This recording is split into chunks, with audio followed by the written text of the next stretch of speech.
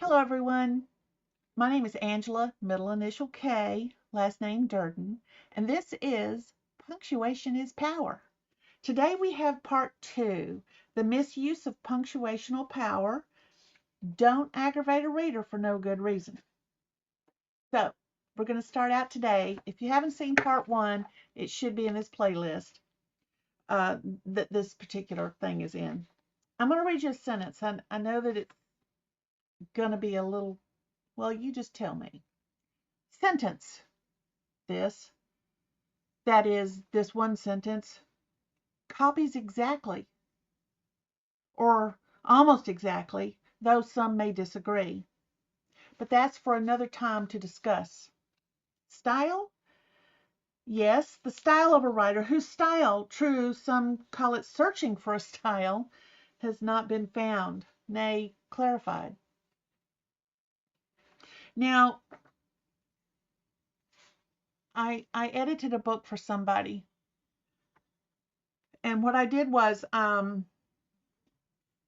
they had this paragraph, it was about this length, and I copied their punctuation exactly how they had it, and then I did not use that sentence because I don't ever want them to see it, because we did get into a metaphysical tussle over this. But I'm going to read it to you again and show you how he used punctuation, okay?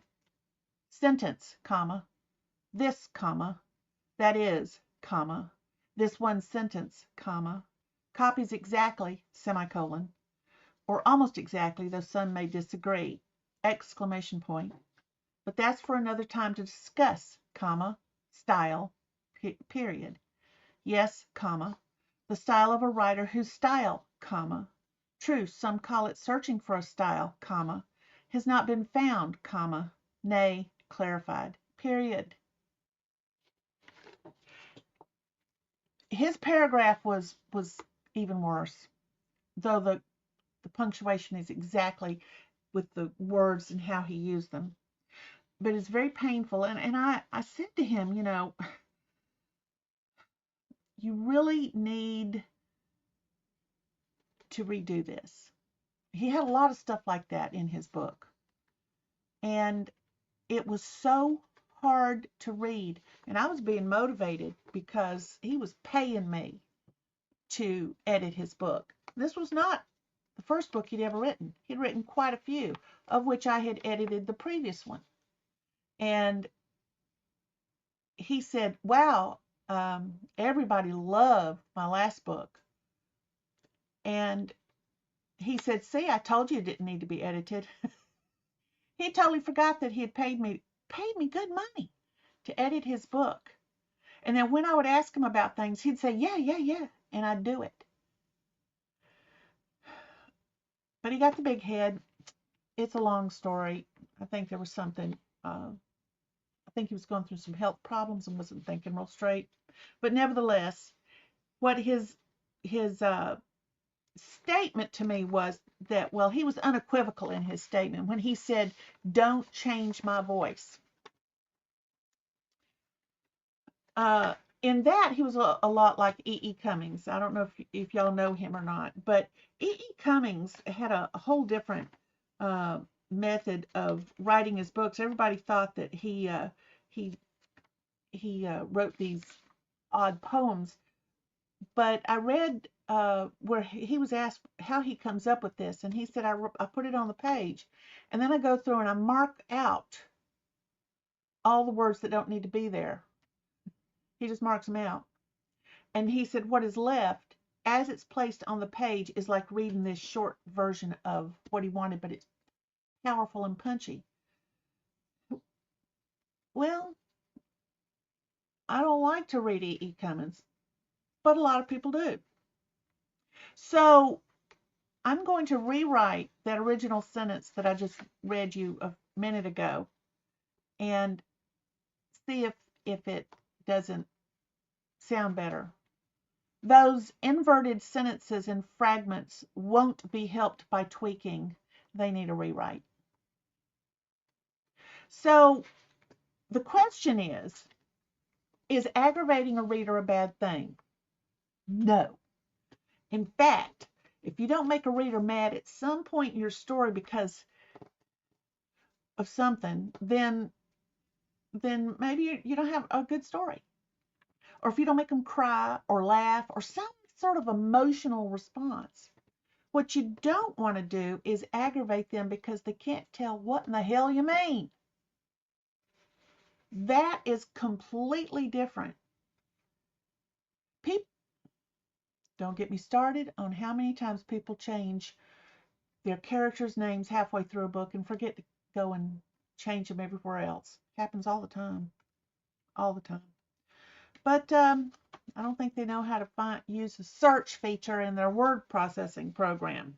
However, if you want to aggravate a reader because you've got a crime novel or you've got a politically motivated novel, something or something dystopian or whatever, and they get aggravated at the characters, at what the characters do in the plot, that they thought it was going to go another way and you tricked them. Oh, you little booger of a writer, you.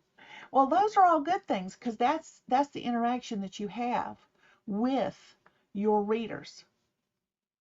You don't need to be standing there because they have your book and those words came from your head. And so they're gonna like it and they're gonna want to read some more of your stuff. So when you're writing, as brought out in part one, punctuation as you write now is loosey goosey, just loosey goosey. Even paragraph breaks, loosey goosey. If it helps you to keep track of what's going on, who's doing what, who's saying what, um, and then as you clarify things, you're going to come back and you'll tighten it up later. Don't worry about it. Plot points and character development first and foremost. And you've got your first, second, or third person points of view. Which ones are you going to use? All of them? That's going to be interesting. One character is telling what's happening from their first person point of view, but then you've got somebody else telling the first person what's going on. That's a second person point of view. And then you've got a third person omniscient narrator who knows what everybody's thinking. They knows all the backstory. They know everything what everybody's doing, whether they're there or not, because they're omniscient.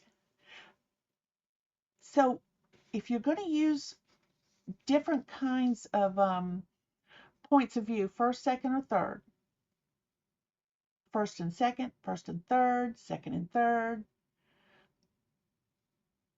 don't confuse which characters are using which one and why they're using it. Your readers will be lost. They will be completely lost. So worry about, sometimes you might have to worry about the voicings later, the points of view very specifically later. Right now you're working on plot, you're working on your character development, you're working on scene setting.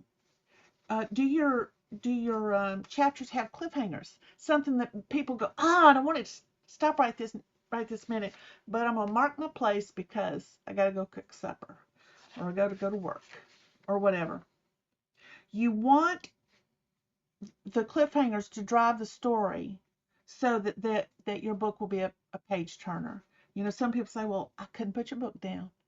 I just couldn't put it down. Of course, I had to because I had to get the kids off to school and I had to go to work. But when I came back, as soon as I could, man, I was picking that book up and reading it some more. Oh, I hated putting it down, but then I had to go to bed. You see, you want readers who will say that. That is awesome. What you don't want is readers who have to work so hard to try to find the story.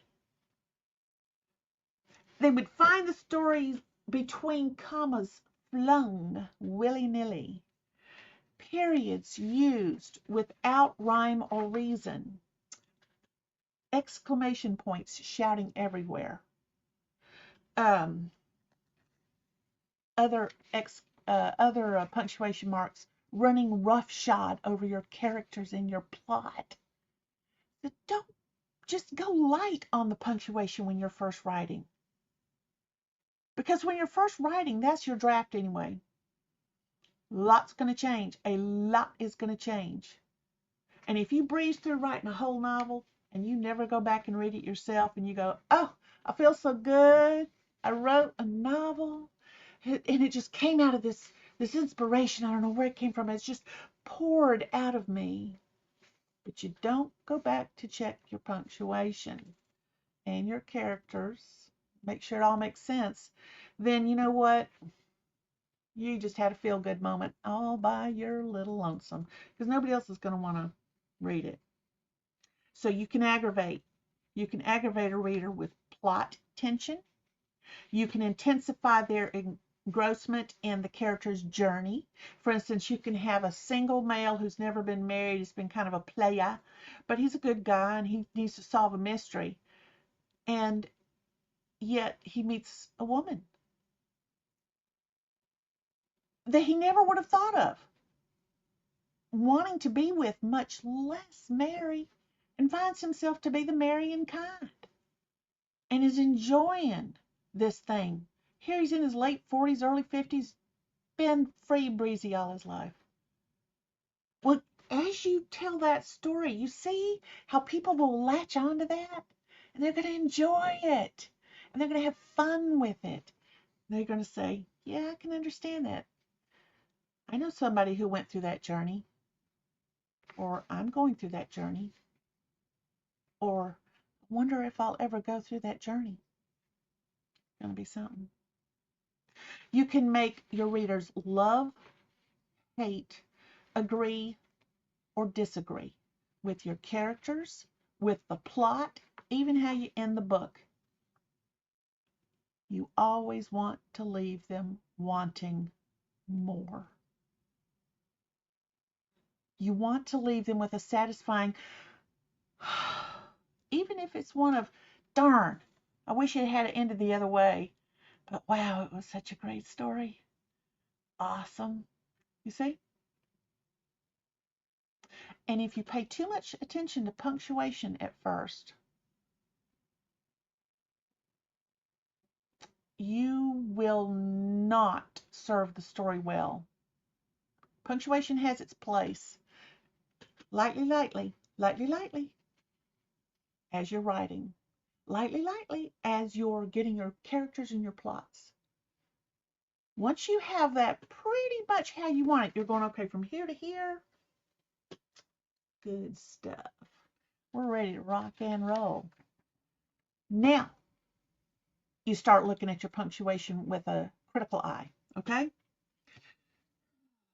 But for the love of God, go easy on the punctuation. Less is more until one day you'll find more is less. But it's because the punctuation is serving the moment. I love punctuation. I just love it. So now the question is, geez, when am I to worry about punctuation and how does one go about doing that? And that will be in part 3. In the meantime, you'll see at the scrolly banner thing on the bottom, there's the contact with my personal email address. Then there's my publishing email address. There's the publishing, my Blue Room Books website, my author website, and then another website. I do a lot of things. Oh, I do so many things. But you know what? They all involve words. Because what's my blood made out of? That's right, it's made out of words. And I will always do right by them. So, see you guys later. Let me click this here end recording thing and we'll get on with part 3. Oh yeah. Is it a slave to rules? Write first, worry later. More. Okay. Bye y'all.